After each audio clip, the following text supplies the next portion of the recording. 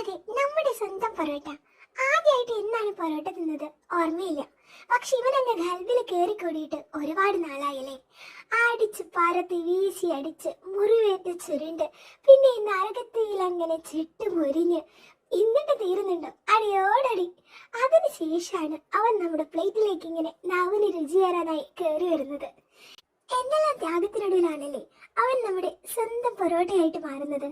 എന്നാൽ അവൻ അത്രയ്ക്ക് നമ്മളുടെ സ്വന്തമായി തീർന്നെങ്കിലും അവന്റെ ജന്മദേശം ഇന്ത്യ അല്ല കേട്ടോ.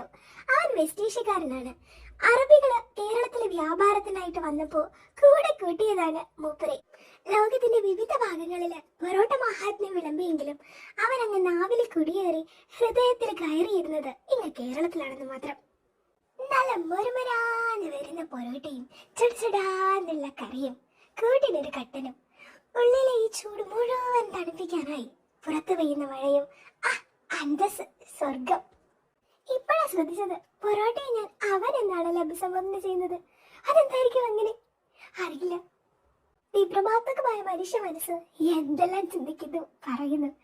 അതിനെ പറ്റി ഗൗരവമായി ആലോചിക്കുന്നതിന് മുൻപ് ഇതാ നമ്മുടെ കട്ടൻ ചായ വന്നു. ഈ നിമിഷം അങ്ങ് നിലച്ചു പോയിരുന്നെങ്കിൽ എന്ന് കവി പാടിയത് ഇങ്ങനെയായിരിക്കും. വാ, നമുക്കൊരു കവിത എഴുതാം.